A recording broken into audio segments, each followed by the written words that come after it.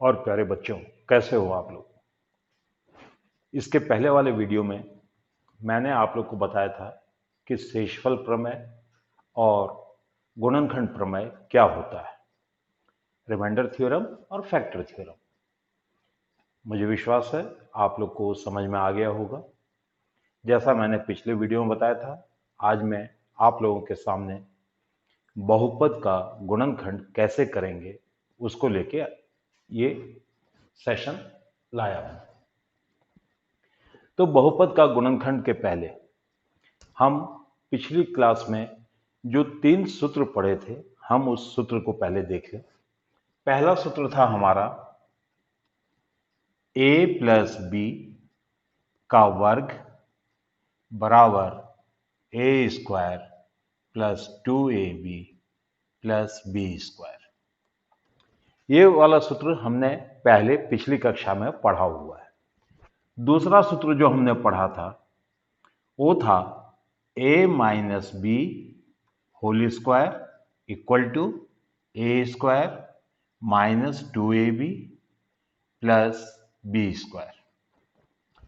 और जो तीसरा सूत्र हमने पढ़ा, जिसका कि बहुपद के गुणनखंड में हम उपयोग करने वाले हैं, वह था कि x माइनस ए गुणित x प्लस ए ये बराबर होता है X square minus A square. ये 3 सूत्र हमने पिछली कक्षाओं में पढ़ा है। अब हम इन 3 सूत्र के आधार पे पहले देखेंगे कि बहुपद का गुणनखंड कैसे करना है।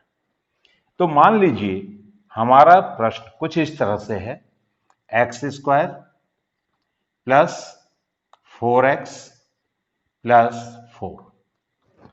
हमको कहा गया है कि इस बहुपद का आप गुणनखंड कीजिए।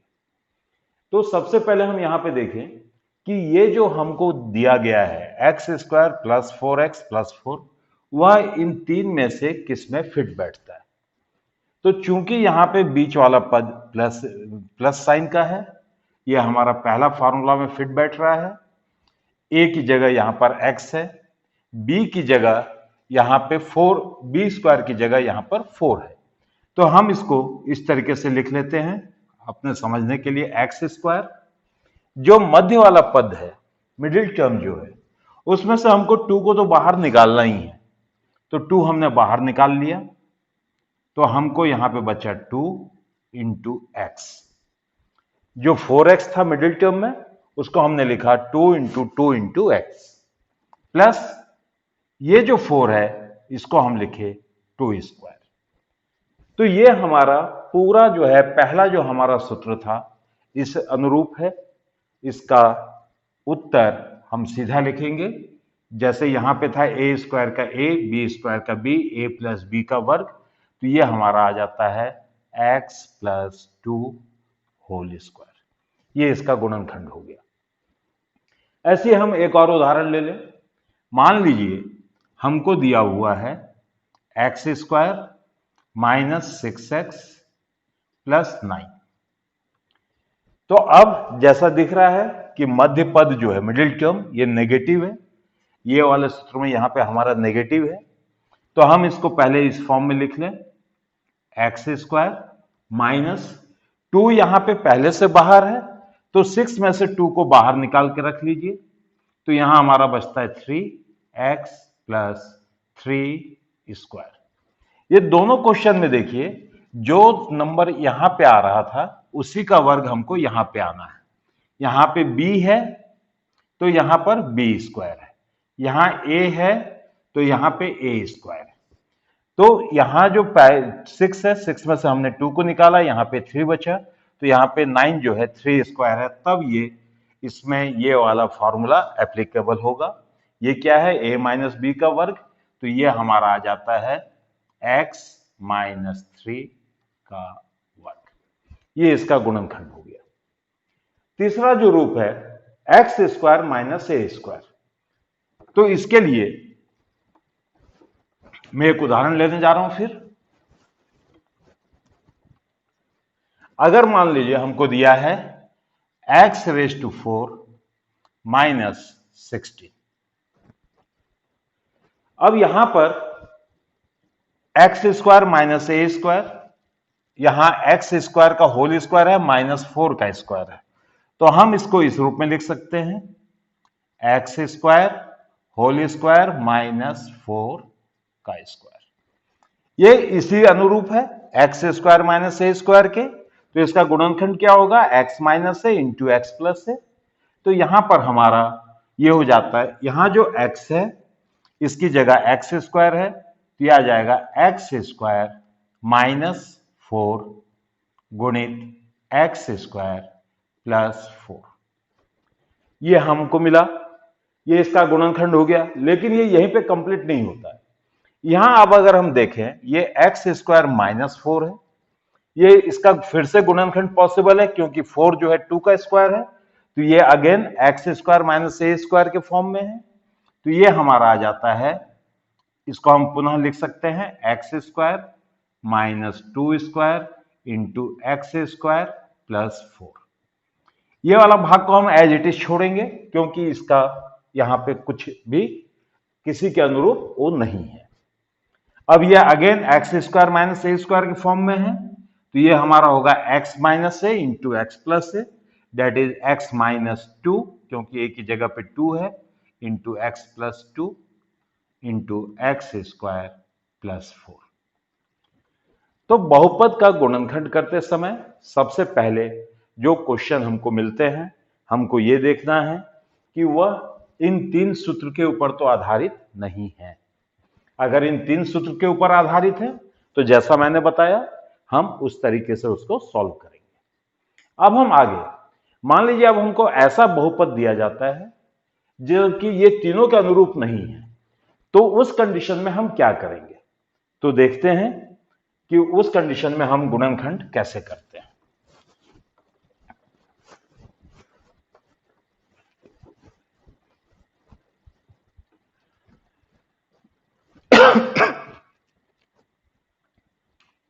मैं एक उदाहरण ले रहा हूं, मान लीजिए हमारा बहुपद है X square plus 5x plus 6।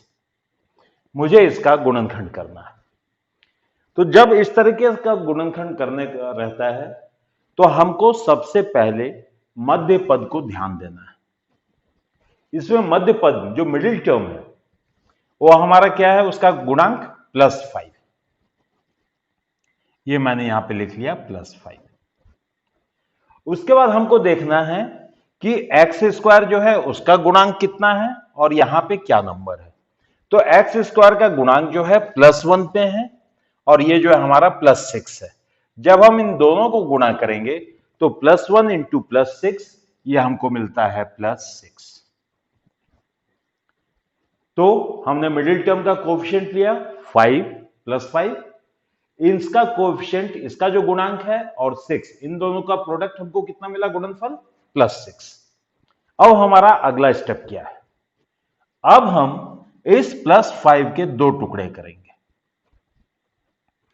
अब इस प्लस 5 का 2 टुकड़ा हमको इस तरह से करना है कि जब हम इसको तो जोड़ें तो हमको फिर से प्लस 5 मिले, प्लस 3 प्लस 2, ये हमको मिल गया प्लस 5। और ये दोनों जो टुकड़े हुए हैं प्लस 5 के, इन दोनों को गुणा करने पर हमको ये मिलना चाहिए, ये और ये, इन दोनों को जब हम गुणा करेंगे तो हमको ये मिलना चाहिए, प्लस 3 इंटू प्लस 2 बराबर प्लस 6। तो जब इस तरीके से सेट हो जाए तब हम इसका टुकड़ा करेंगे। अब देखिए इसको आगे, एक्स स्क्वायर मेरे को पहला मिला था यहां पे प्लस 3, तो मैंने लिखा प्लस 3x, फिर मैंने लिखा प्लस 2x, फिर मैंने लिखा प्लस 6। इस तरीके से ये मिडिल टर्म हमारा स्प्लिट अप हो गया। अब हमारा अगला स्टेप है कि ये जो पहले 2 टर्म्स हैं, पहला जो 2 पद है, इस 2 पद में जो चीज कॉमन है उसको बाहर निकालें। तो ये एक्स स्क्वायर है, मतलब x गुणित x, और ये है 3 गुणित x।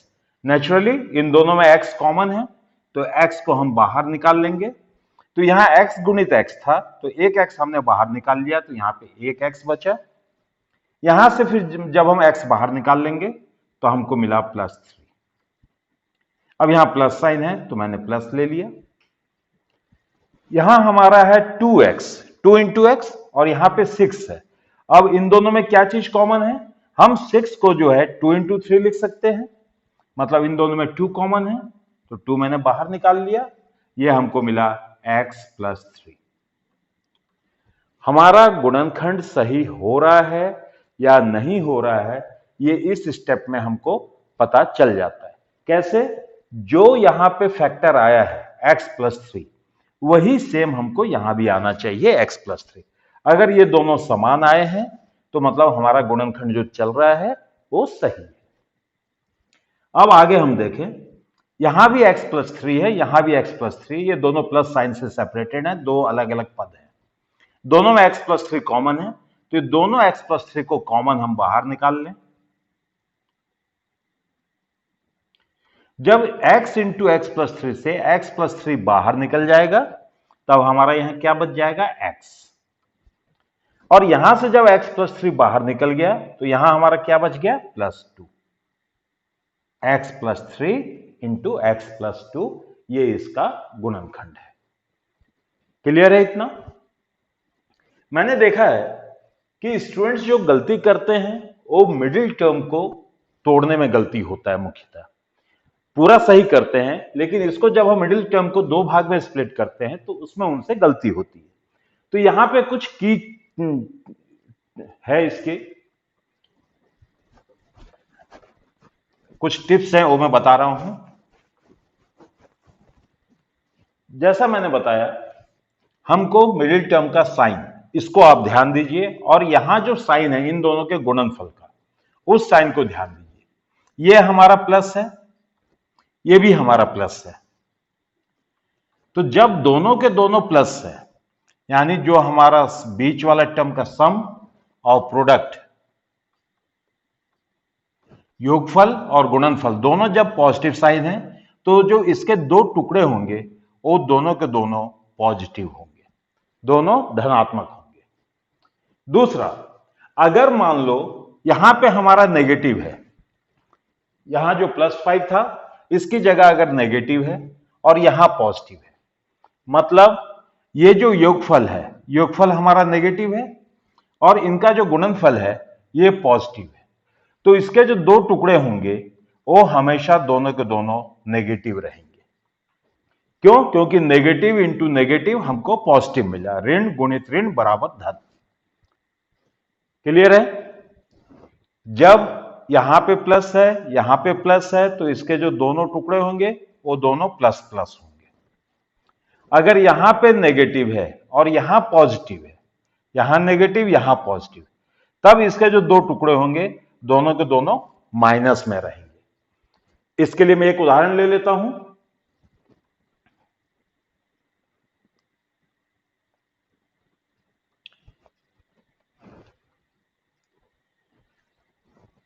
यहां पे मैंने माइनस डाल दिया, x square minus 5x plus 6। अब हम देखें एक्स स्क्वायर, मैं फिर से वही टुकड़ा करने जा रहा हूं, -3x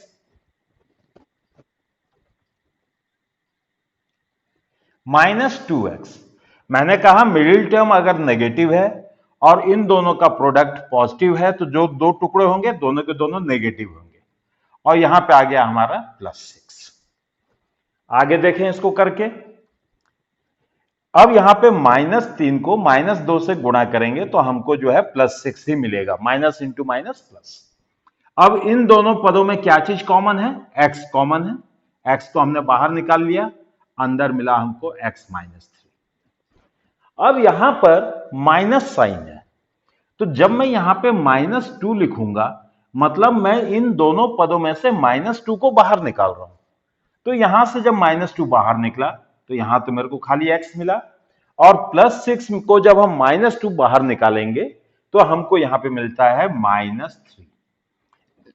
अब इन दोनों में x -3 कॉमन है, मैंने कॉमन ले लिया x -3, यहां हमारा बचा x -2। तो ये हमारा दूसरा, जब यहां पे हमारा माइनस हो और प्रोडक्ट जो है हमारा गुणनफल जो है प्लस आ रहा हो। तीसरा कंडीशन जो हमको ध्यान देना है, मान लो यहां पे प्लस है और यहां पे माइनस है, यहां पे प्लस साइन है और यहां माइनस साइन है। कहने का मतलब जिसको हम दो टुकड़ों को जोड़ेंगे योगफल तो हमारा प्लस में है, लेकिन जो गुणनफल है वो हमारा माइनस है। तो ये तभी संभव है जब इसमें से एक हमारा पॉजिटिव हो और दूसरा नेगेटिव हो। अगर बीच वाला पद हमारा पॉजिटिव है, इधर हमारा नेगेटिव है, तब जो मध्य पद के जो दो टुकड़े होंगे उसमें एक पॉजिटिव होगा, एक नेगेटिव होगा। अब जो दो टुकड़े हम करते हैं उसमें से कौन सा पॉजिटिव होगा, कौन सा नेगेटिव होगा, यह हमको कैसे पता चलेगा? तो उसके लिए चूंकि ये पॉजिटिव है तो जो दो अंक हमको मिलते हैं, जैसे पहले वाले उदाहरण में हमको 3 और 2 मिल रहे थे, तो 3 बड़ा है, जो बड़ा संख्या है वो पॉजिटिव रहेगा, जो छोटा संख्या है वो नेगेटिव रहेगा। इसके लिए भी मैं एक एग्जांपल ले लेता हूं। मान लीजिए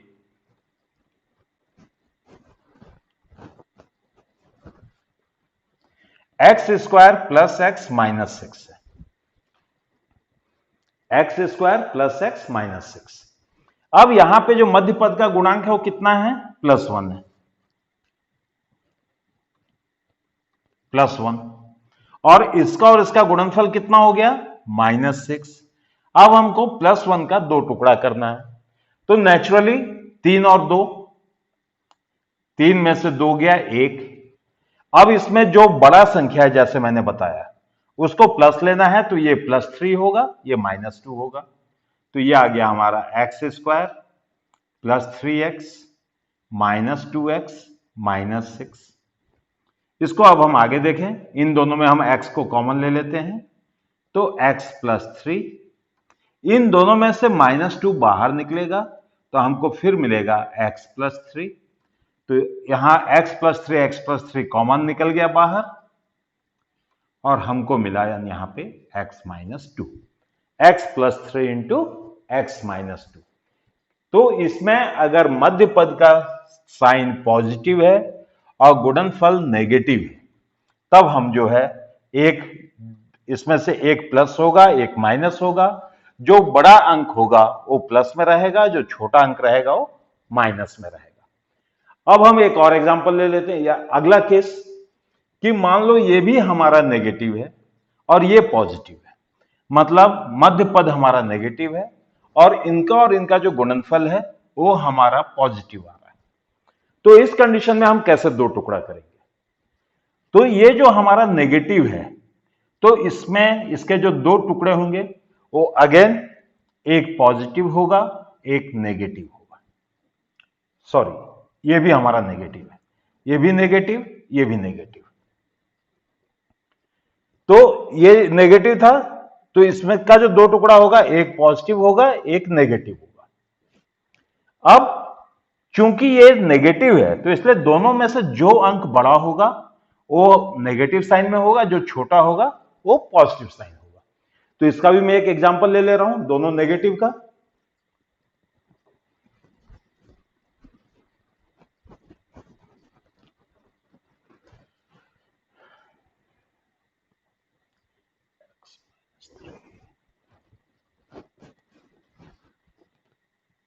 एक्स स्क्वायर -x -6। अब हम इसका देखें। अब यहां पर जो मध्य पद है उसका गुणांक हो गया -1 और जो गुणनफल है वो हमारा कितना है? -6।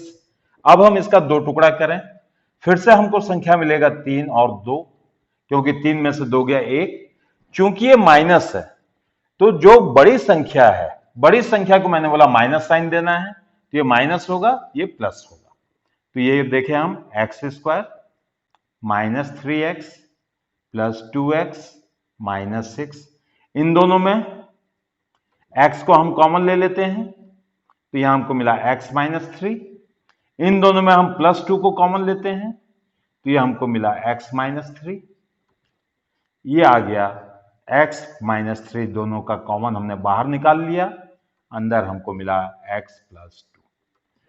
तो बहुपद का गुणनखंड करते समय हमको जिस चीज में ध्यान देना है वो मध्य पद का, मिडिल टर्म का, और इन दोनों का जो गुणनफल का निशान।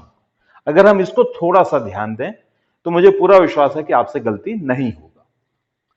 तो ये था हमारा बहुपद का गुणनखंड।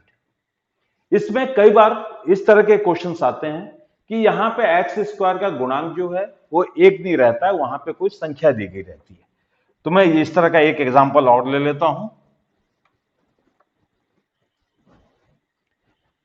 तो मैं एक उदाहरण लेने जा रहा हूं कि मान लीजिए मुझे गुणनखंड करना है 14y² प्लस 19y -3। मुझे इस बहुपद का गुणनखंड करना है। तो जो मैंने आपको बताया, सबसे पहले देखिए यहां पे ये प्लस है, ये माइनस है। तो मैंने कहा था कि अगर मध्य पद प्लस है और ये प्लस इंटू माइनस माइनस है, तो इसके जो होंगे एक इसमें पॉजिटिव आएगा, एक नेगेटिव आएगा।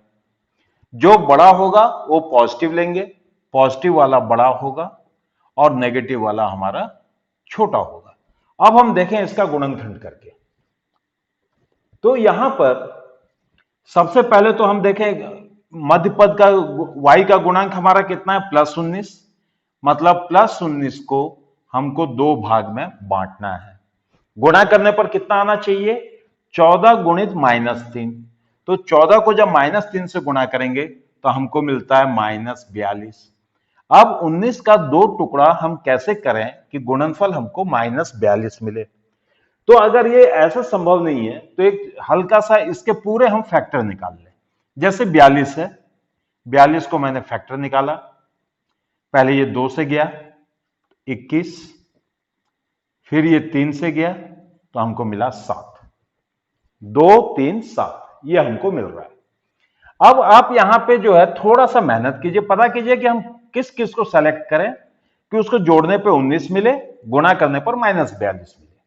और ध्यान ये देना है कि जो दो होंगे उसमें एक बड़ा होगा, एक छोटा होगा। जो बड़ा होगा वो पॉजिटिव होगा, छोटा जो होगा नेगेटिव होगा। मतलब हमको घटित का ही मिलेगा 19। तो अगर मैं यहां पे देखें, हम मान लीजिए मैं लेता हूं 2 तिया 6 और 7। 6 और 7 इन दोनों का गुणनफल तो 42 होता है, लेकिन इन दोनों को हम जोड़े या घटाए तो 19 नहीं आता, मतलब ये नहीं होगा।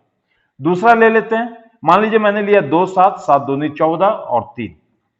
तो 14 और 3 को गुणा करेंगे तो फिर अगेन 42 तो आएगा, लेकिन 14 में से 3 जाएगा तो 19 नहीं आएगा। तो ये दोनों तो हम ले नहीं सकते, पॉसिबिलिटी नहीं है।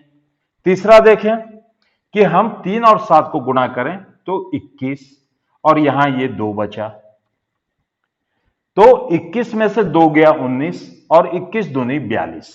मतलब हमको जो 42 के जो गुणनखंड हमको लेने हैं, क्या लेने हैं, 21 और 2। अब जैसा मैंने बताया कि मध्यपद हमारा पॉजिटिव है, तो जो इन दोनों में बड़ा होगा वो पॉजिटिव होगा और जो छोटा होगा वो नेगेटिव होगा। तो हमको 19 के दो टुकड़े मिले, +21 -2। तो ये हमारा आ गया 14y² प्लस 21y -2y -3। ये हमको मिला। अब इन दोनों में हम देखेंगे क्या चीज कॉमन है। तो सबसे पहले तो y² 2 है और यहां पे y 1 है, तो 1 y हमको कॉमन मिल जाएगा। अब इन दोनों नंबर में देखें, यहां पे है 14 और यहां पर है 21। तो ये 7 दूनी 14, 7 तिया 21। तो मतलब 7 दोनों में कॉमन है।